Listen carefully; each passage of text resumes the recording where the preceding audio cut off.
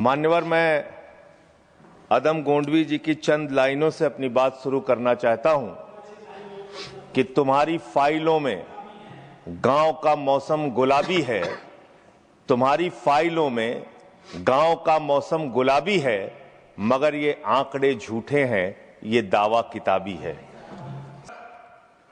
देश का प्रधानमंत्री गैस के संकट के इस समय में किस गुफा में छुपा हुआ है? पहले उसको निकाल के लाइए। आप पहले उसको निकाल के लाइए। प्रधानमंत्री किस गुफा में छुपे हुए हैं? प्रधानमंत्री के बारे में आप हमारे ऊपर टिप्पणी कर रहे हैं, का प्रयोग नहीं करेंगे। आप हमारे ऊपर टिप्पणी कर रहे हैं। ये आप हमारे पूरा देश गैस की लाइनों में खड़ा है, यहाँ पर शामिल प्रधानमंत्री गुफा में छिपे हुए हैं। प्रधानमंत्री को निकाल के लाइए। प्रधानमंत्री को निकाल के लाइए। मुद्दों पे बात नहीं करेंगे। इस्तेमाल किया है, ये शब्द ठीक नहीं है। अरे मान्यवर, आप मेरा समय जा रहा है। मान्यवर महोदय, मान्यवर मेरा समय जा रहा है, कृपा करके समय। जी राम जी ने आपको जी राम जी पर रात को 1:30 बजे तक मैंने चर्चा सुनी और जब उत्तर देने की बारी आई तो विपक्ष भाग गया था। इसलिए मैं निवेदन कर रहा हूं कि रहना जरूर, एक एक चीज का जवाब दूंगा, एक एक चीज का। दूसरी चीजें उसमें शामिल नहीं करेंगे।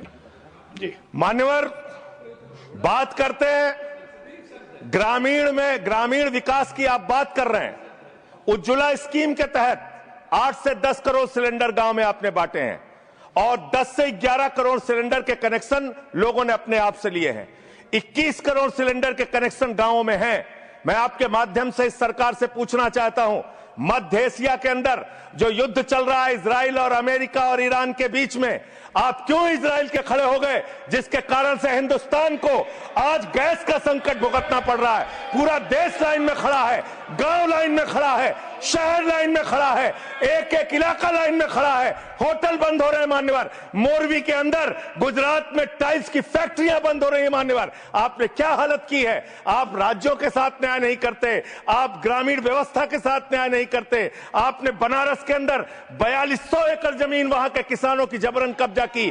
2013 का जो अधिकरण का नियम है, वो नियम आपने लागू नहीं किया। वहां लाठियों से किसानों को पीट के प्रधानमंत्री के संसदीय क्षेत्र में जमीनें कब्जा करने का काम आपने किया। जो पंजाब पूरे देश का पीडीएस सिस्टम चलाता है, 50% भागीदारी पंजाब के किसानों की होती है। आपने पंजाब के रूरल डेवलपमेंट का 8000 करोड़ रुपए मार के बैठे हुए। आप बताइए क्यों आपने पंजाब का हिस्सा नहीं दिया? क्यों आप वहां के साथ सौतेला व्यवहार कर रहे हैं? बताइए इस देश को और पंजाब के लोगों को। वहां पर बाढ़ आई, आप भी गए थे मंत्री जी वहां पे दुख जताने के लिए। आपने वहां की भयावह परिस्थितियों को देखा था। बावजूद इसके 1600 करोड़ रुपए की मदद आपने घोषित की थी। 16 पैसे आपने पंजाब को नहीं दिए। 16 पैसे। यह आपकी दुर्भावनापूर्ण नीति है जो राज्यों को भुगतनी पड़ रही है, जो देश को भुगतनी पड़ रही है। और ग्रामीण विकास के नाम पर आपने इस देश के गांव में रहने वाली जनता को लगातार देने का काम किया है, लगातार काम किया है। चाहे वो आंगनबाड़ी की स्कीम हो, आंगनबाड़ी की कार्यकर्तियां, हर काम में उनको आप लगा देते हैं, लेकिन आप उनको पैसा देने के नाम पर आपको हंसी आएगी। आंगनबाड़ी की योजना गांव में ही चलती है, गांव में ही चलती है। हंसी आएगी आपको। मान्यवर, मैं अंत में एक ही बात कहना चाहता हूं। मंत्री जी ने कहा भागिएगा नहीं, मैं बिल्कुल बैठ के आपकी एक एक बात को सुनूंगा। मंत्री जी, ध्यान से सुनूंगा। जितनी बात मैंने कही है उसका पूरा जवाब दीजिएगा, और अगर आप जवाब नहीं दे पाएंगे तो मुझे भी उस वक्त बोलने का अवसर दीजिएगा। आप ही अकेले बोलने का अधिकार रखते हैं, ऐसा नहीं होना चाहिए। और दूसरी बात मान्यवर, दूसरी बात, इस समय भगौड़ा कौन है, ट्रंप की गुलामी कौन कर रहा है, पूरा देश देख रहा है। एस राजपूत जी, उन्होंने उत्तर प्रदेश के सरकार के मंत्री का घेराव किया। मान्यवर, अरे मान्यवर, देश का सबसे बड़ा राज्य है, उसी राज्य से आप भी आते हैं, हम भी आते हैं, उसी राज्य से आप भी आते हैं, हम भी आते हैं। तो अगर एक भ्रष्टाचार के मामले में कोई जानकारी आपके माध्यम से मैं दे रहा हूं तो जानना चाहिए मान्यवर आपको। मान्यवर, रूरल डेवलपमेंट के नाम पे इस जल जीवन मिशन में गांव-गांव में टंकियां बनाई गई। उन पानी की टंकियों की हालत जाकर देखिए। वो पानी की टंकियां उद्घाटन से पहले उजड़ जाती हैं, उद्घाटन से पहले उखड़ जाती हैं, टूट जाती हैं, गिर जाती हैं। 5-5, 10-10 करोड़ की टंकियां, पाइपलाइन जो है वो टूट जाती है।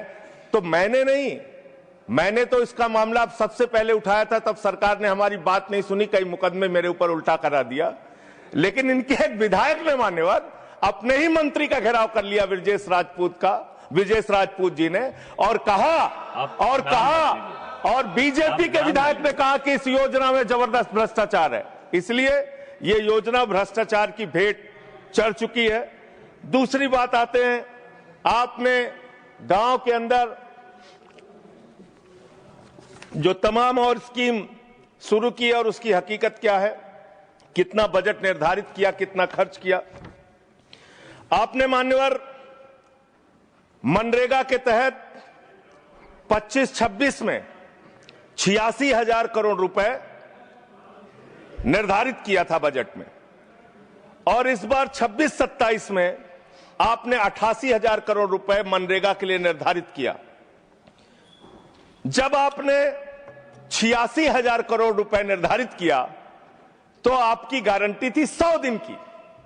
जब आपने 88,000 करोड़ रुपए निर्धारित किया तो आपकी गारंटी है 125 दिन की, और आप कह रहे हैं हम 60% भागीदारी करेंगे। पिछले कई वर्षों से, जब से प्रधानमंत्री नरेंद्र मोदी जी बने हैं इस देश के, और जब से भारतीय जनता पार्टी की सरकार है, मनरेगा की स्कीम में इस सदन के अंदर मैं पूरे जिम्मेदारी से बोलना चाहता हूं, एक भी साल में 50 दिन से ज्यादा आपने रोजगार नहीं दिया। मनरेगा स्कीम को आपने मारने का काम किया, खत्म करने का काम किया, और उसके बाद आपने कह दिया 40% राज्य सरकारों की हिस्सेदारी होगी। जो राज्य सरकारें ज्यादातर घाटे में चल रही हैं, चलिए वो भी आपने कर दिया जो आपको करना था, आपने स्कीम पास कर दी जी राम जी की।